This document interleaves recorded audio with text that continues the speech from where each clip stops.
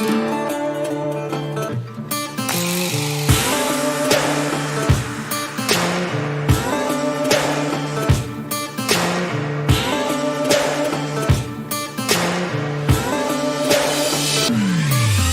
the use of a house if you don't have a decent planet to put it on? Henry David. I am Naseema Khan, and this is POOLit Pod, a platform where we meet sustainable warriors from different walks of life and highlight the great work done by them to protect the planet Earth. In this episode, I am speaking to Ajith Sani, Chief Marketing Officer at Craste. He has been associated with Craste for more than a year now. Ajith is also the founder of Great Sports and was an MD for his family business, Ivy Hotel and Resort. His family is primarily into real estate business and also invest in startups. He has done MBA in marketing and sales and worked with DHL Global Forwarding, giving him exposure to logistics and sourcing. In his spare time, he liked to do gardening and spend time with his extended family. Hi, Ajit. Welcome to POOLit Hi, Pod. hi Naseema. Thank you so much Ha- for having me. Pleasure is all ours. How you doing? Doing Vegota is doing awesome. To start with, Sure. I would like to ask the very first and the most important question is what is Cresta? If you can throw some light on Cresta, that would be great. So the name comes from the joining together of two words. One is crop, another one is waste. So CR from crop and ASTE from waste. We joined in together and we made this amazing name Craste. So the primary reason obviously is because our association with crop waste and what we do with it, the social solution and the economic solution that we bring through Craste to the world. So you know about the stubble burning issue. I mean, I understand you're based out of Middle East. So there's a huge stubble burning issue in India. I mean, I'm sure it is covered by BBC and all these international channels every now and I'm then. aware of. It peaks, yeah, it peaks during the August, like even it hits up through December, and here and there, like you keep getting all these news about the issue of stubble burning in India. It's a huge economic, social issue. India generates about 500 million tons of crop residue. In that, 19 million tons get burned, releasing about 150 million tons of CO2, suffocating the nation altogether. Even if you're sitting in South India, you could get like biff of it like here and there. It's primarily like curtailed towards the north of India because the seasonal nature, the cultural nature of the place, and the farming techniques used over there. But the focus point will be will towards the north of India, where the stubble burning is a serious issue. So Craste was started by a sibling duo of Shubham Singh and Dr. Himansha. Shubham has done his MSc in Advanced Chemistry from Imperial College of London. He came back to India and he started working with a lot of farmers and a lot of villages where he saw this issue in person. Himansha coincidentally has been an asthma patient. He is suffering from respiratory issues. And this again is something Shubham also has seen affecting his sister's health from childhood. So then the concept, the seed of Craste was born over there. From there, because of his exposure, because of his education background, he was able to develop products from it. So currently, Craste makes pulp, then molded packaging, paper, particle boards, and we also have a option to franchise our technology. Basically, Crest takes all the waste from the farming, whatever is the waste residue, and it converts into a more sustainable, friendly user packages, bags, and the other items. Like we primarily make pulp, Pulp can be used in making molded packaging. There are buyers for pulp who make molded packaging out of it. There are people who make paper out of it. And paper, again, is a versatile item. You can make boxes, you can make bags, you can make whatever that you want. You can even use it for your writing. You can make books out of it, everything. It's a Okay. versatile item. Currently, the paper industry that you see in India, in its mega factory form, it's all pulp. It's all tree pulp. They cut down trees and make pulp out of it, which is, the fibrous content and that on these trees, it's very less. It's at less than 30%. A lot of chemicals goes into making pulp in India, and a lot of the waste products coming out of it, it's disastrous. The major byproduct from the pulp industry for the paper manufacturers is lignin, which often is burnt. And for us, for Craste, because of our technology and the fine tuning the research that we have done through it, the lignin, which is a byproduct, we can fine tune it, upsell it for even biopolymer manufacturers.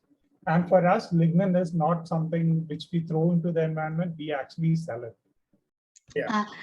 We will get into the process, how the process looks like, how it transform into a more sustainable, user friendly items, but a little later. But before that, I think you almost answer my question, but I would still like to emphasize on the question that how the idea emerged.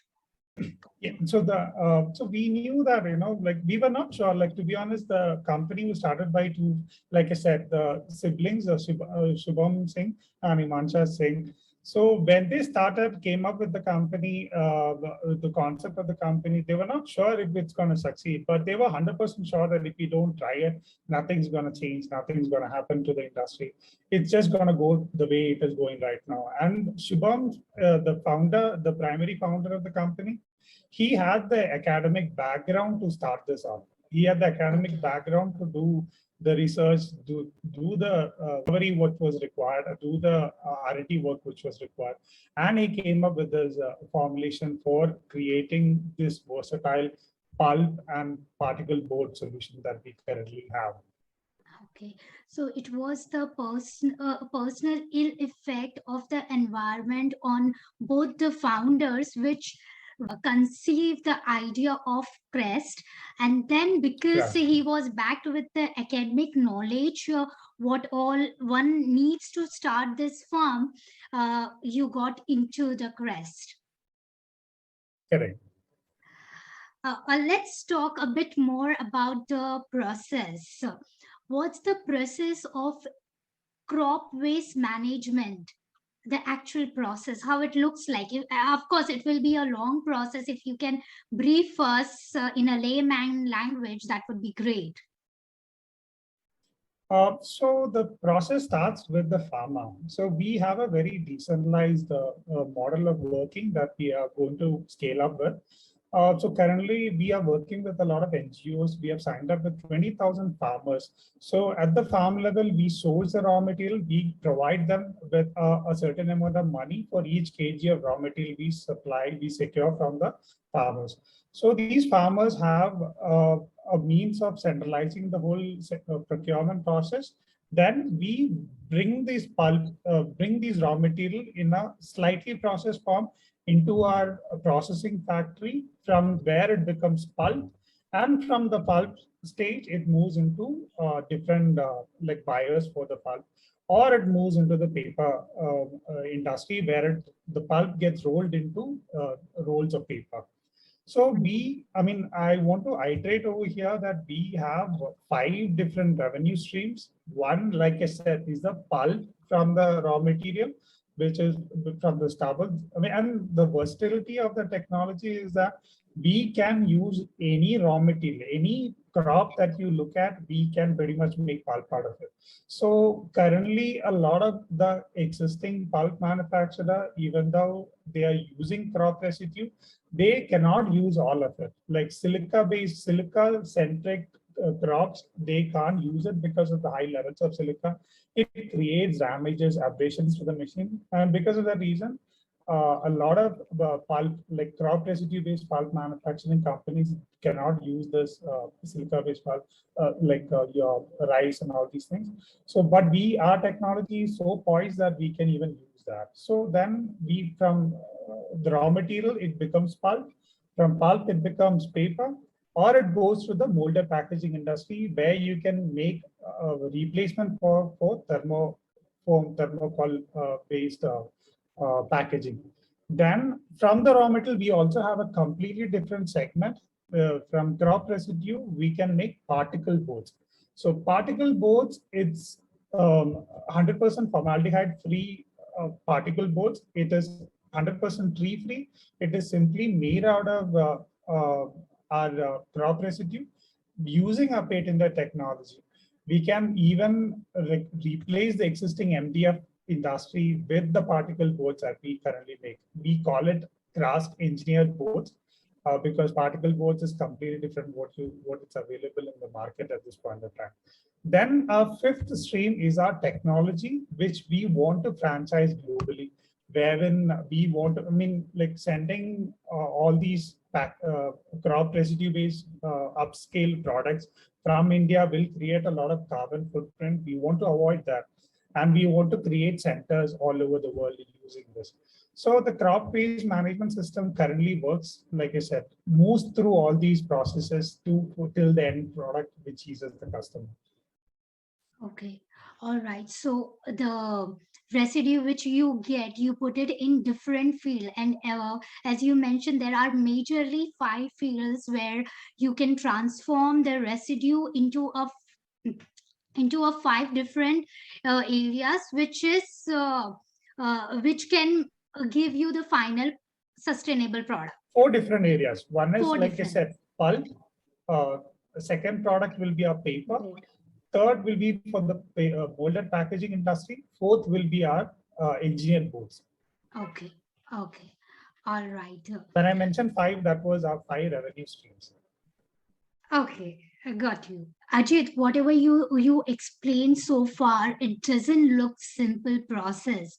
And when you have lots to go behind the scene before you get actual product or the actual services, I'm sure there will be, if not lots, some obstacles. So, what kind of challenges you were facing or you're still facing in Craste? Challenges will be like, I'd say like it's a basic one. The primary one is the challenge of handling human nature, like, and resistance to change. If you look at the industry that we're dealing with right now, which is packaging, pulp, paper. So then you have your engineered boards industry. So these are all technically traditional industries which has been there in one form or the other for centuries. And you would see that these are not so-called sexy industries where you see a lot of new guys, new technology coming in. There's media coverage left and center. None of that happens over here. And I think that is also a huge hindrance because getting talent over here is a little difficult. Obviously that social appeal matters to everyone and everyone wants or aspires to work in an industry which gets a lot of positive attention. Right now it's beautiful. Right now it's a lot better than from what we started. We are getting, by God's grace, we're getting a lot of attention in terms of the good work, the kind of hard work that we put into it, the hard work the founders have put into it.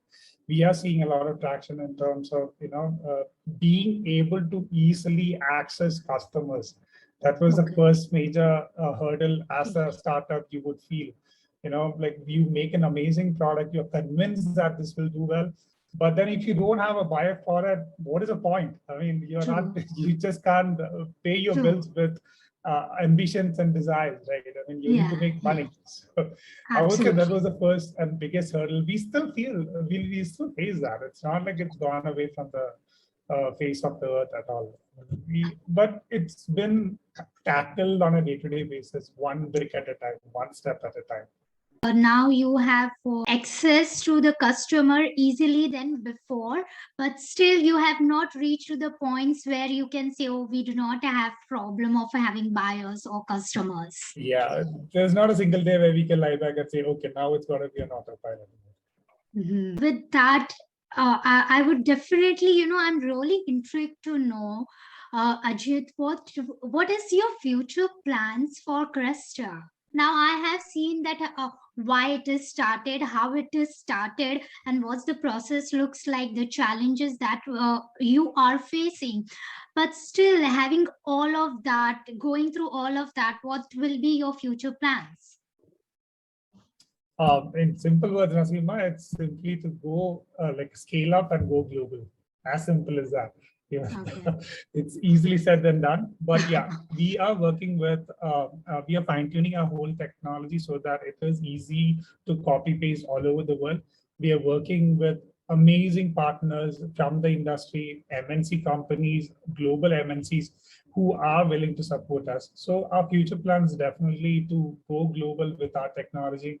I mean, AB and Bev, shout out to Anheuser and Busch, shout out to Stanley Black and Decker, shout out to Techstars. So many people I can't even like list out at single in a single second, but all of them have been amazing support.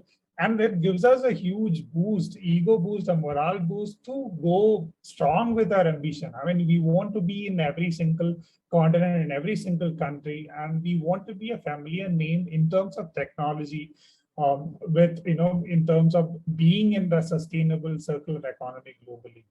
And I believe it's like, it's just a matter of time where we can unroll this plan, and maybe like, maybe like 2-3 years down the line, we can do another podcast where I can tell you what has happened in the past 3 years and how each our country flipped over. Hopefully, that's it. Yeah, and I can see that you are quite optimist. I'm sure you are doing it everything that it takes to go there. Ajit, it was a great knowing insight about Crest.